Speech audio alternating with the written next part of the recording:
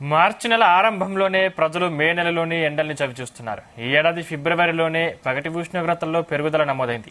మార్చిలో ఎండ తీవ్రత మరింత పెరిగి ఏప్రిల్, మే నెలల్లో భానుడి భగభగలతో ఎండలు మండిపోనున్నాయి. తెలుగు రాష్ట్రాల్లో పరిస్థితి దారుణంగా ఉంది.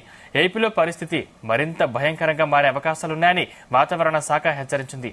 ముఖ్యంగా మార్చి నుంచి మే వరకు కర్నూలు, అనంతపురం, శ్రీ సత్యసాయి, వైఎస్ఆర్ కడప జిల్లాలో ఎక్కువగా, అల్లూరి సీతారామరాజు, బిఆర్ అంబేద్కర్ కోనసీమ, విశాఖపట్నం, ప్రకాశం, నెల్లూరు, విజయనగరం జిల్లాల్లోని కొన్ని ప్రాంతాల్లో అధిక ఉష్ణోగ్రతలు నమోదయ్యే అవకాశం ఉందని వెల్లడించింది. తెలంగాణ వ్యాప్తంగా పలు జిల్లాల్లో ఉష్ణోగ్రతలు 4 నుంచి 5 డిగ్రీల మేర పెరిగాయి. ఇప్పటికే అన్ని జిల్లాల్లో ఉష్ణోగ్రతలు 40 డిగ్రీలకు చేరుకున్నట్లు వాతావరణ శాఖ తెలిపింది.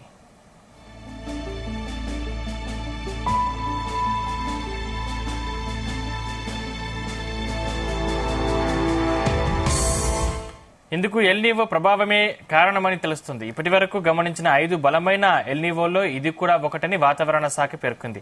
ఈ ఏడాది మార్చి, మే మధ్యలో దాదాపు అన్ని ప్రాంతాల్లో సాధారణం కన్నా ఎక్కువ ఉష్ణోగ్రతలు నమోదవుతాయని తెలిపింది. ప్రస్తుత ఎల్నీవో వల్ల రికార్డు ఉష్ణోగ్రతలు నమోదయ్యాయని అంచనా వేసింది. ఎల్నీవో అనేది సీజనల్ వాతావరణ పోకడ. ఇందులో మధ్య, తూర్పు పసిఫిక్ మహాసముద్రం వేడెక్కుతుంది. ఇది 2 నుంచి 7 ఏళ్లకోసారి జరుగుతుంది.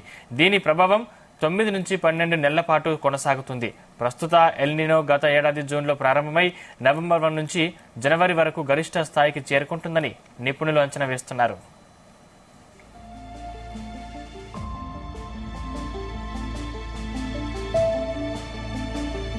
ప్రస్తుతం ఎల్నినో తీవ్రంగా ఉంటే ఈ ఏడాది సెకండ్ హాఫ్ లో లానినా తలెత్తవచ్చని వాతావరణ నిపుణులు అంచనా వేస్తున్నారు. దీని ప్రభావంతో గత ఏడాది కన్నా మెరుగైన వర్షాలు కురిసే అవకాశం ఉంటుందన్నారు.